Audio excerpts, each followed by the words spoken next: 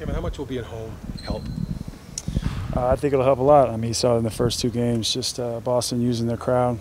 They play extremely well at home, so I think us just being back off of that 3-day break and being back at the Q would be huge for us.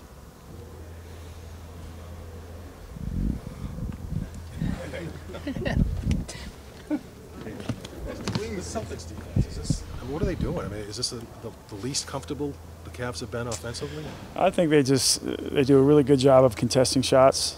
They've been physical the entire playoffs, and Brad Stevens is going to put them. I mean, not only in the offensive end, but on defensive end, put them in a really great position to succeed. And I think their strength is their entire team. They play extremely well. Guys are stepping up throughout the course of the playoffs. So, like I said, we just have to bring it at home and make sure we come out and are in attack mode. Are they defending you differently than they did in the regular season?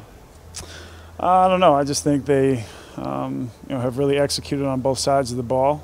And I mentioned in the post game after game 2 that they were getting to a lot of 50-50 balls that we weren't. And those are ones that we have to really pick up. And like I mentioned, those are the ones you have to get at home as well. So they took care of home court. Now we just have to do the same in game 3. Have you guys said that there have been moments of frustration this season because the bar is so high here? Do you feel that way too, that frustration has been a problem at times? Well, I mean, it's been said it's felt like a number of seasons in one. Frustration it's always going to happen within a season. I mean, it's 82 games, there's highs and there's lows. So I think the expectation is very high here because of the talent that we have and the group of veterans that we have and what we believe we're capable of. So, I think anytime you lose, there's going to be some frustration and, ways to get better. And guys need to pick up their level of play, but that's all the way across the board. Kevin, how do you guys get the ball moving more on the offensive end of the floor? I think you guys have like 36 assists on 68 field goals, and Boston's like in the 50s on like 85. How do you guys ramp those assist numbers up and get the flow going off? That's actually something we've been working on the past few days, just making sure that we have a lot of movement. We're not stagnant. There have been times throughout this run so far that, especially in the second half, where we've either thrown the ball into Braun and myself and we've kind of stopped. So we're finding ways to just get the ball to the next side. If it's swung, don't go back to the same side.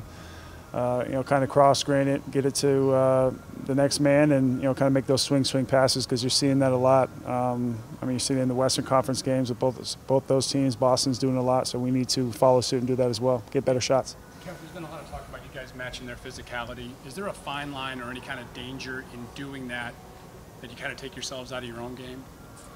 Maybe, and I think we talked about it yesterday too. Just the each game in the playoffs is so different, and you never know how it's going to be officiated. But I think just